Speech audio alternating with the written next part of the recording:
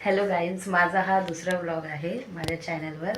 तर ह्या ब्लॉगमध्ये मला सांगायचं आहे की आता सर्व मुलांच्या शाळा चालू झाल्या, लहान मुलांच्या पण चालू झाल्यात आणि मोठ्या मुलांच्या पण शाळा चालू झाल्या. तर माझी मुलगी पण लहान आहे, तिची पण शाळा चालू झाली.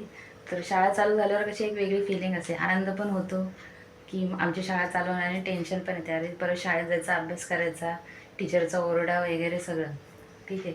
पण मी जेव्हा शाळेत जायची तेव्हा पण मला पण तशीच सेम फिलिंग यायची की आनंद पण आहे, दुःख पण आहे, टेन्शन पण आहे.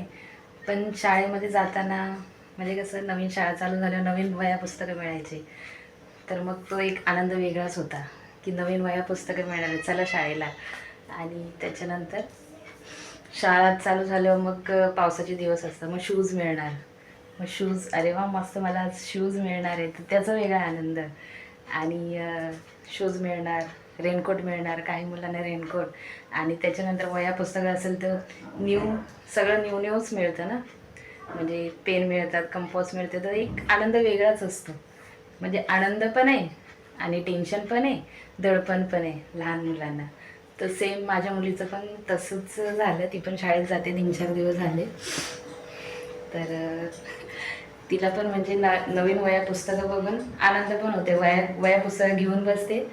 आणि मग परत शाळा सकाळ झाली की टेन्शनमध्ये येते, अरे आता शाळेत जायचं आहे, ॲटोमॅटिक तिचं असं होतं. मग शाळेत जाताना तिला आनंदच होतो, वह्या पुस्तकं, बॅग वगैरे, मित्रमैत्रिणी सर्व मिळतात.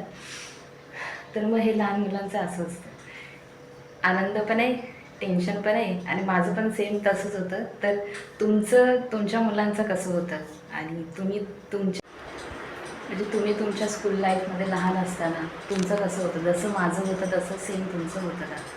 म्हणजे आनंद, भीती, दडपण कसं होतं तुमचं, ते तुम्ही मला कमेंट करून सांगा. आणि माझा व्हिडिओ लाईक करा आणि माझा व्हिडिओ कसा वाटला तुम्हाला हेही तुम्ही